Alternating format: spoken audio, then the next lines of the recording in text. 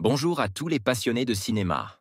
Je suis enchanté de vous retrouver sur ma chaîne Cinémadicte, où je vous propose les meilleures infos sur les nouveautés cinématographiques et les films déjà sortis. N'hésitez pas à vous abonner pour ne rien manquer des contenus captivants à venir. Allons-y. Bonjour à tous. Dans cette vidéo, je vais vous présenter ma critique du film Spy, réalisé par Paul Feig.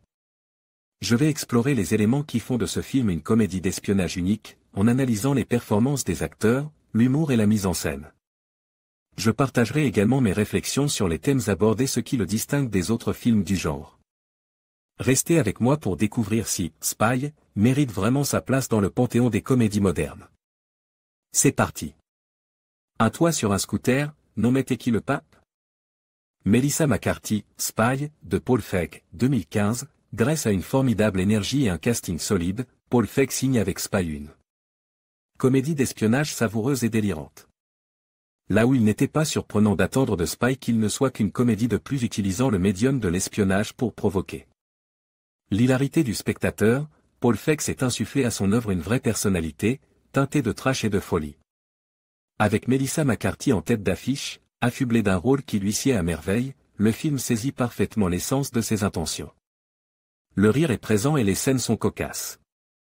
McCarthy, qui a très bien compris qu'elle ne sera jamais une égérie du cinéma américain, se donne corps et âme dans son rôle d'espionne. Survoltée, gaffeuse et irrévérencieuse. De son physique, elle tire une vraie force pour composer un personnage excellent et démentiel qui ne manque pas de singularité. De Rose Byrne en antagoniste un peu cruche, en passant par Jason Statham en espion mythomane à l'ego démesuré, l'autodérision est indiscutablement la pièce maîtresse du film.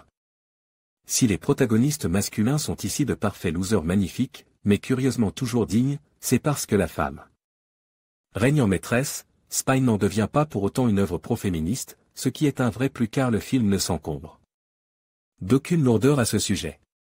L'ambition première du long-métrage de Paul Feig est de faire rire. De ce côté-là il n'y a aucun souci, tant les scènes viennent parodier habilement les codes du film d'espionnage. Mais le plus beau là-dedans, c'est que l'on ne met pas non plus la ténacité de l'intrigue au profit des gags, l'écriture du métrage, sans être remarquable, s'avère juste et convaincante. Spy est un savant cocktail de comédie et d'action au service d'une parodie dissimulée mais habile, pour le plus grand plaisir des amateurs du genre. Un délice. Ma note, 8/10. En conclusion, la critique de Spy par Stark met en lumière les forces et les faiblesses de ce film d'espionnage. Avec une analyse approfondie des personnages et des intrigues, Stark nous invite à réfléchir sur les thèmes de la loyauté et de la trahison. Bien que le film présente des moments captivants, certaines incohérences narratives laissent à désirer. Cette critique nous rappelle l'importance d'un regard critique sur les œuvres cinématographiques, afin d'en apprécier pleinement les nuances. Merci de nous avoir suivis et à bientôt pour de nouvelles analyses.